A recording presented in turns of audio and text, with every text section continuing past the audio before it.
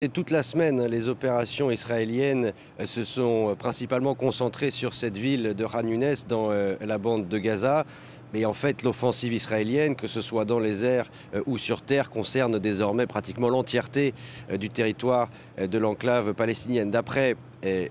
l'armée israélienne,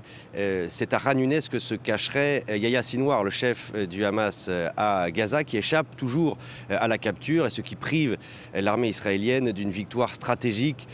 qui redonnerait du moral à l'opinion publique ici en Israël, alors que la guerre s'installe dans la durée. Mais d'après l'armée israélienne, une planque de Yahya Sinwar a été découverte dans la ville de Gaza, donc plus au nord dans la bande de Gaza, vide évidemment, mais reliée, d'après l'armée israélienne, par des tunnels en son sous-sol, reliés au reste du réseau des infrastructures souterraines qui, d'après l'armée israélienne, ont été détruites. La situation humanitaire est toujours catastrophique, selon les différents organismes internationaux, pour les populations civiles à Gaza, qui manquent de tout, en particulier d'aide humanitaire, en particulier d'aide alimentaire. Seuls 81 camions depuis l'Égypte ont pu entrer dans la bande de Gaza ces dernières 24 heures. C'est trop peu, d'après par exemple l'Organisation mondiale de la santé. Sur d'autres fronts, maintenant l'armée israélienne dit avoir identifié et détruit des sources de tirs en direction d'Israël, que ce soit au Liban, mais aussi ces dernières 24 heures en Syrie.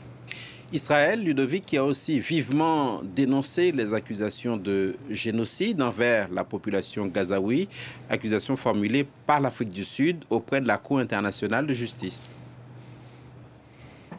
Oui, absolument, avec une réaction très forte du ministère israélien des Affaires étrangères qui réagit, je cite, avec dégoût à ces accusations sud-africaines, des accusations, dit le ministère, qui sont dénuées de tout fondement factuel ou légal, et le ministère israélien des Affaires étrangères qui accuse en retour l'Afrique du Sud de coopérer avec une organisation terroriste qui appelle à la destruction d'Israël. Le ministère qui rappelle, qui tente toujours de convaincre l'opinion internationale qu'Israël n'est pas en guerre avec les résidents, avec les habitants de Gaza, avec la population civile, mais avec une organisation terroriste. Il y a une autre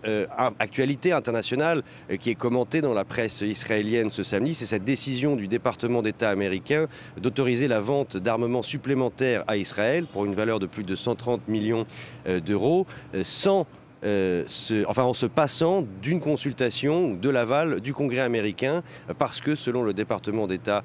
américain, cela concerne les intérêts supérieurs américains en termes de sécurité nationale. Et puis dernière actualité internationale commentée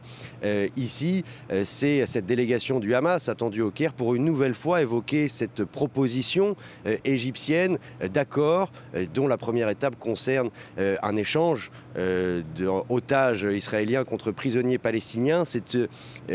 encore une fois un accord et une visite du Hamas qui est prise avec accueillie avec beaucoup de précautions et de prudence ici, parce qu'il y a des déclarations de chefs du Hamas, notamment à l'étranger, qui disent que rien de tout cela n'arrivera tant qu'il n'y a pas de cessez-le-feu permanent.